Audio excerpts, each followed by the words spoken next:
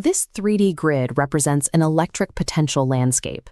A positive charge creates a peak, a negative charge creates a valley, and somewhere between them is a flat line where the potential is exactly zero.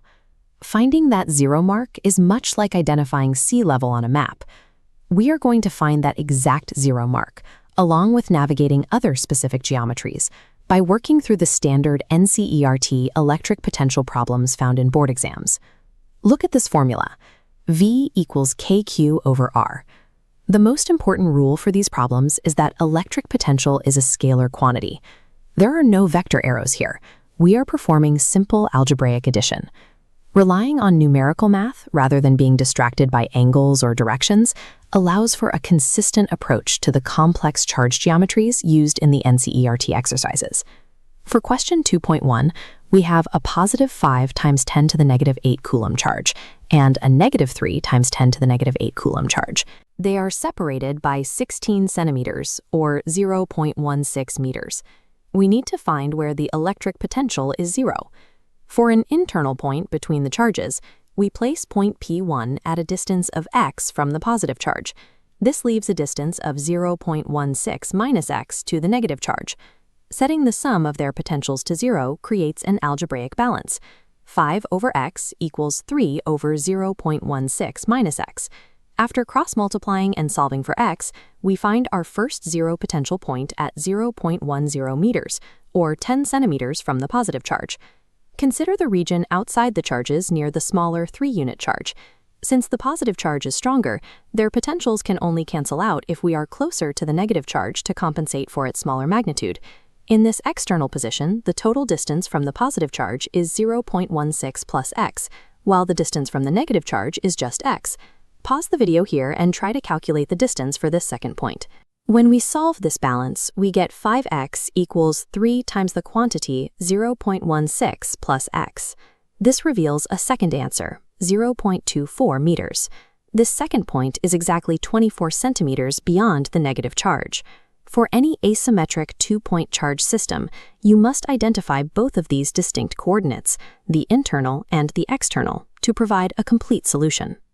Question 2.2 asks for the potential at the center of a regular hexagon. Each of the 6 vertices holds an identical 5 microcoulomb charge. While the electric field at the center is zero, because the vectors cancel each other out, electric potential is scalar. These values do not cancel, they accumulate. In a regular hexagon, the distance from the center to any vertex is exactly equal to the side length. This means our radius r is simply 0.1 meters for every charge. We calculate the potential for one charge, which is 4.5 times 10 to the 5th volts. Since all 6 charges are identical and at the same distance, we multiply by 6. The total potential is 2.7 times 10 to the 6th volts. In highly symmetrical distributions, scalar quantities add up. The visual symmetry of the shape shouldn't be mistaken for the cancellation we see in vector fields. Question 2.3 involves a standard dipole, a positive 2 microcoulomb charge and a negative 2 microcoulomb charge. To find an equipotential surface where the potential is zero, we look for points equidistant from both charges. Because the charges are equal and opposite, the potentials will cancel out perfectly anywhere on a flat plane that bisects the line joining them. The electric field points from the positive to the negative charge. Notice how these field lines intersect our central plane. They meet the surface at perfectly marked 90-degree right angles. This happens because electric field lines must be perpendicular to an equipotential surface. If they weren't, it would require physical work to move a charge along that surface, which contradicts the definition of an equipotential. We have established that 2-point charges produce 2 zero potential coordinates.